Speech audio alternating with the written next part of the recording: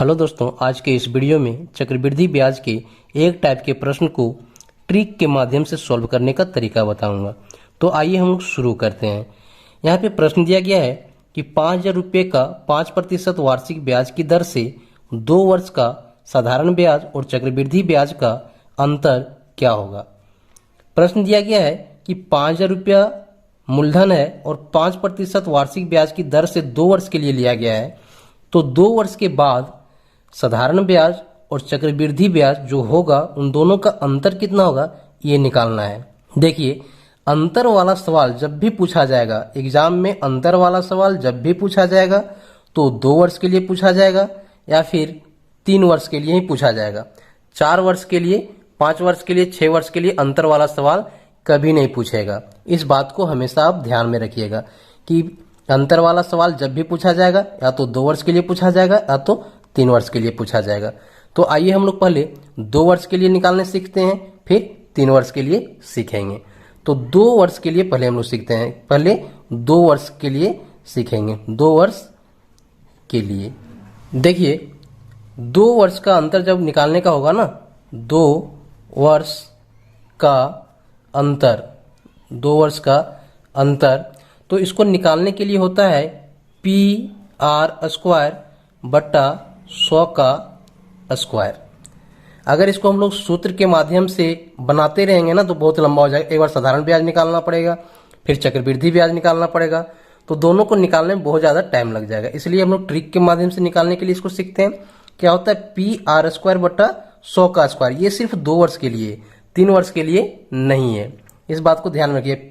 P बराबर क्या होता है, प्रिंसिपल यानी मूलधन। P बराबर क्या होगा, प्रिंसिपल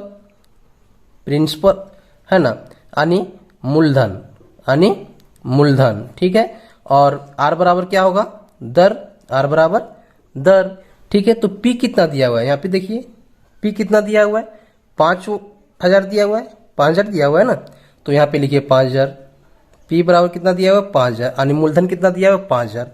इसको गुना कीजिए, R कितना दिया हुआ है, 5, R कितना दिया हुआ है, 5, तो 5 का स्क्वायर यानी 5 गुना 5, 5 का स्क्वायर किए यानी 5 गुना 5 बट्टा 100 का स्क्वायर यानी 100 गुना 100। समझ में आया क्या किए सो। यानी 2 वर्ष का अंतर निकालने का हो तो क्या करेंगे, PR² बट्टा 100 का स्क्वायर। P बराबर मूलधन और R बराबर दर। मूलधन जो दिया हुआ रहता है उसको P के जगह पे लिख देंगे और 5 इसका दर था तो 5 गुना 5 कर दिए क्योंकि R का स्क्वायर होता है, बट्टा 100 का स्क्वायर होता है तो 100 गुना 100 कर दिए। अगर यहाँ पे कुछ कटता है तो उसे हम लोग काटेंगे, कटेगा 2 जीरो से ये 2 जीरो कटेगा, 1 जीरो से 1 जीरो कटेगा और कटेगा ये कटेगा, 5 दूनी 10। अब नहीं कटेगा तो क्या करेंगे, इन दोनों को गुना कर देते हैं। गुना करने के बाद ये आएगा 25, गुना कितना आएगा 25 और नीचे बचा हुआ है 2, तो यहाँ पे लिखिए 2। इन दोनों को जो भाग दीजिएगा तो ये आएगा 12.50, यानी 12.50 रुपये इसका अंतर होगा। यानी इस प्रश्न का सही उत्तर ऑप्शन बी सही होगा। मैंने क्या बताया एक बार फिर से आप लोग समझ लीजिए कि जब भी 2 वर्ष के लिए अंतर पूछेगा, जब भी 2 वर्ष के लिए अंतर पूछेगा, एग्जाम में हमेशा अंतर 2 वर्ष के लिए या तो 3 वर्ष के लिए ही पूछेगा, लेकिन 2 वर्ष का अंतर जब भी निकालने का हो तो क्या करेंगे हम लोग, PR² बट्टा 100 का स्क्वायर, है ना। तो P बराबर मूलधन होता है, R बराबर दर होता है, तो P के जगह जो P का जो वैल्यू दिया हुआ रहता है उसको बैठा देंगे और R का जो वैल्यू रहता है उसको बैठा देंगे, कैलकुलेशन कर देंगे, आंसर आ जाएगा। आइए इसका हम लोग दूसरे प्रश्न को बनाकर देखते हैं। दूसरा प्रश्न दिया गया है कि 1,800 रुपये की राशि 10% वार्षिक ब्याज की दर से उधार दी जाती है, तो 2 वर्ष में चक्रवृद्धि ब्याज एवं साधारण ब्याज में क्या अंतर होगा। वही प्रश्न है, कितना वर्ष के लिए पूछा है, 2 वर्ष के लिए। तो 2 वर्ष के लिए अंतर निकालने में के लिए हम क्या बताएं, अंतर बराबर, यानी 2 वर्ष का अंतर बराबर क्या बताएं, PR² बट्टा 100 का स्क्वायर। यही ना करना है, PR² बट्टा 100 का स्क्वायर, यानी इसको हम लिख सकते हैं मूलधन गुना दर का स्क्वायर बट्टा 100 का स्क्वायर। यही ना होता है, पी आर स्क्वायर बट्टा 100 का स्क्वायर बराबर, यानी इसको हम लिख सकते हैं मूलधन गुना दर का स्क्वायर बट्टा 100 का स्क्वायर। अब इसका सबका वैल्यू बैठा दीजिए। मूलधन बराबर कितना दिया हुआ है 1800, तो 1800 लिखिए। मूलधन बराबर 1800, तो 1800 लिख दीजिए। गुना दर कितना दिया हुआ है 10, तो 10 का स्क्वायर यानी 10 गुना 10 बट्टा 100 का स्क्वायर यानी 100 गुना 100। अगर यहाँ पे कटता है कुछ तो काट दीजिए, कट जाएगा। 2 जीरो से 2 जीरो कटेगा, 1 जीरो से 1 जीरो, 1 जीरो से 1 जीरो। अब यहाँ पे कुछ नहीं कटेगा, कितना बचा हुआ है ऊपर 18, तो यहाँ पे लिखिए बराबर 18 यानी 18 रुपया इसका आंसर आएगा। इस प्रश्न का सही उत्तर ऑप्शन सी होगा। एक बार फिर से समझ लीजिए कि 2 वर्ष के अंतर निकालने के लिए हम लोग क्या करेंगे, पी आर स्क्वायर बट्टा 100 का स्क्वायर यानी मूलधन गुना दर का स्क्वायर बटा 100 का स्क्वायर। इस पे सारा वैल्यू पुट कर दीजिए, आपका आंसर आ जाएगा। आइए एक और प्रश्न को हम लोग बनाकर देखते हैं। तीसरा प्रश्न दिया गया है कि 2500 रुपया पर 2 वर्ष के लिए 4% वार्षिक ब्याज की दर से साधारण और चक्रवृद्धि ब्याज में अंतर क्या होगा। इसमें भी अंतर निकालने का है, कितना वर्ष के लिए 2 वर्ष के लिए। तो 2 वर्ष के लिए अंतर निकालने के लिए हम क्या बताएं, अंतर बराबर क्या होगा, ये कितने के लिए है 2 वर्ष के लिए। कितने वर्ष के लिए 2 वर्ष का अंतर, 2 वर्ष का अंतर बराबर हम क्या बताएं, मूलधन गुना दर का स्क्वायर बटा 100 का स्क्वायर यानी इसको पी आर स्क्वायर बटा 100 का स्क्वायर। यही ना बताएं कि क्या करना है, मूलधन गुना दर का स्क्वायर बटा 100 का स्क्वायर, पी आर स्क्वायर बट्टा 100 का स्क्वायर। जो अच्छा लगे उसी को आप याद रखिए। अब इसका सिर्फ वैल्यू बैठा देना है। पी बराबर कितना दिया हुआ है 25, यही है ना प्रिंसिपल यानी मूलधन यही है, तो कितना है 25 लिख दीजिए। यहाँ पे 2500 दिया हुआ है ना, ये कितना दिया हुआ है 2500, तो 2500 गुना आर कितना दिया हुआ है 4%, तो लिखिए 4 का स्क्वायर यानी 4 गुना 4 बट्टा 100 का स्क्वायर करना है, तो इसको क्या लिखेंगे हम लोग 100 गुना 100। ठीक है, कुछ कटेगा तो हम लोग काटेंगे पहले, 2 शून्य से 2 शून्य और कटेगा ये 25 से ये कट जाएगा, 25 चक 100 और कटेगा ये 4 से ये 4 कैंसिल, कितना बचा ऊपर 4, तो इसका आंसर आएगा 4 रुपया, यही इसका आंसर होगा। ठीक है, कितना आया आंसर 4, यानी इस प्रश्न का सही उत्तर ऑप्शन डी सही होगा। अगला प्रश्न दिया गया है कि 16,000 रुपये की राशि 5% की दर से 3 वर्ष के लिए उधार दी जाती है, तो साधारण ब्याज और चक्रवृद्धि ब्याज का अंतर क्या होगा। पहले हम लोग 2 वर्ष के लिए निकालने के लिए सीखे, अब पूछा है 3 वर्ष का, है ना। तो 3 वर्ष का अंतर कैसे होगा, 3 वर्ष का अंतर ये होता है, पहले देखिए क्या करते थे हम लोग, पी आर स्क्वायर बट्टा 100 का स्क्वायर करते थे, ये 2 वर्ष के लिए करते थे, है ना। अब क्या करना है, इसमें सिर्फ जोड़ देना है 300 प्लस आर, और ये जो है ना इसमें गुना कर देना है 100 से। ये 2 वर्ष के लिए होता था पी आर स्क्वायर बट्टा 100 का स्क्वायर, लेकिन 3 वर्ष का जब पूछा जाएगा ना तो इसमें जोड़ देना है 300 प्लस आर और बट्टा में कर देना है 100 से गुना।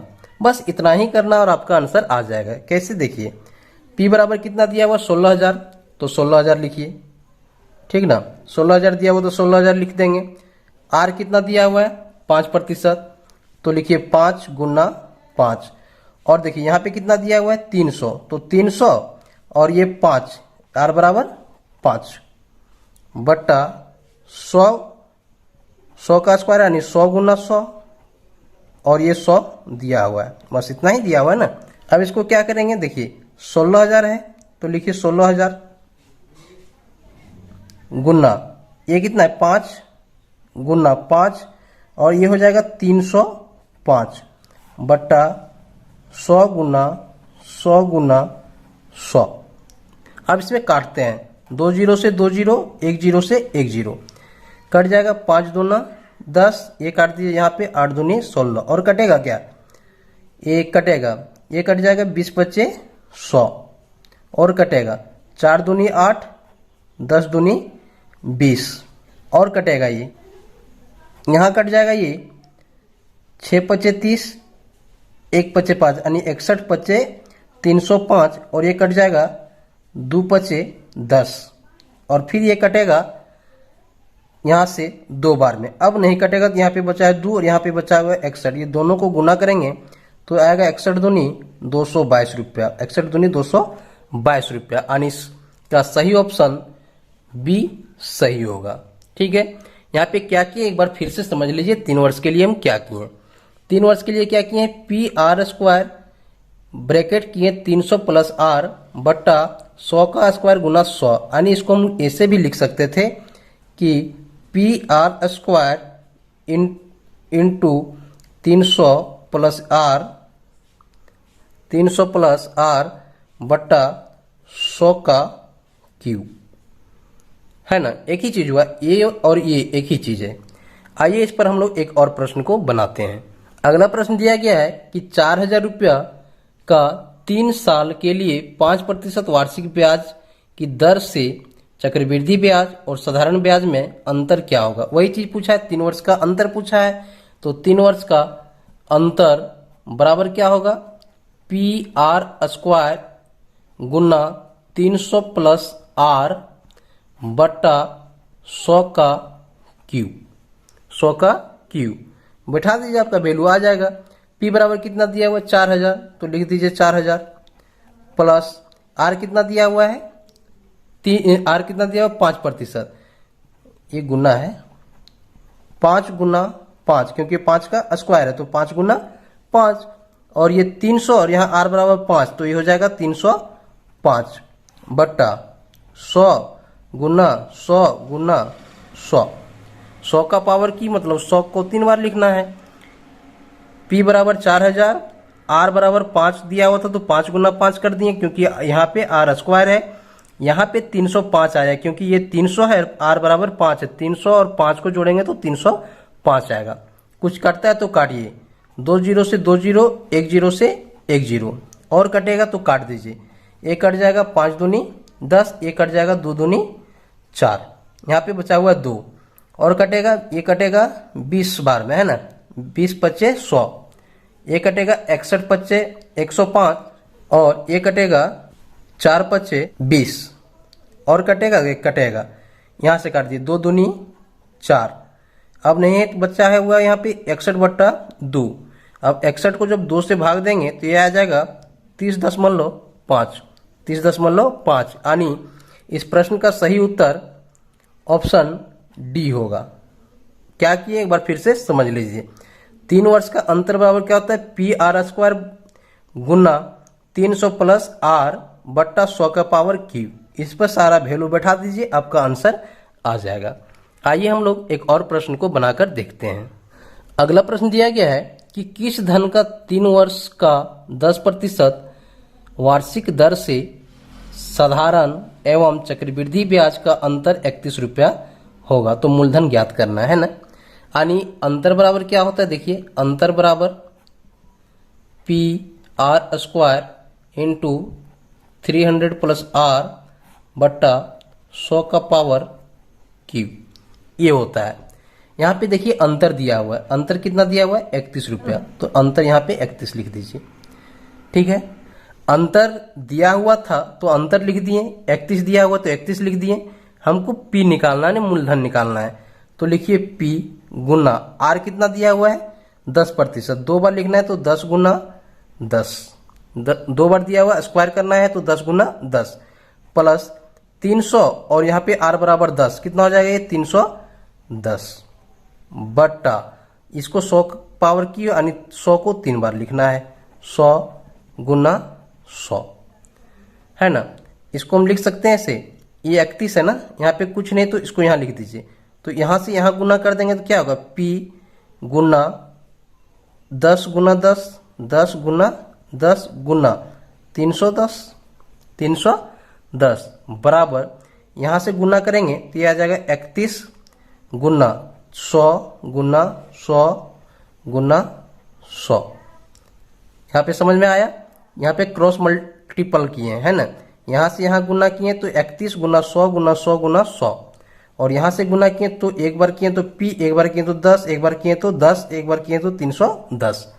ठीक है, इसलिए p बराबर कितना हो जाएगा, p बराबर क्या होगा, ये जितना चीज है सब यहाँ पे बट्टा में आ जाएगा, है ना होगा। p बराबर क्या होगा, यहाँ पे जितना है p को छोड़ के सब कुछ नीचे आ जाएगा। तो कितना हो जाएगा ये 10 गुना 310, कटता है, काटिए, 1 0 से 1 0, 1 0 से 1 0, 1 0 से 1 0, अब कटेगा क्या, कटेगा 31 से 31 कैंसिल, यहाँ पे बचा हुआ 10 और यहाँ बचा हुआ 100, गुना करेंगे तो p बराबर 1000 रुपया आएगा, p बराबर 1000 रुपया। यानी इस प्रश्न का सही उत्तर ऑप्शन बी सही होगा। ठीक है, यानी 3 वर्ष का जब अंतर दे दिया हो और उसका मूलधन निकालने का हो तो क्या करेंगे, अंतर बराबर जो दिया वैल्यू रहता है उसको अंतर साइड में बिठा देंगे और यहाँ से p का वैल्यू निकल जाएगा r का वैल्यू बिठाने के बाद।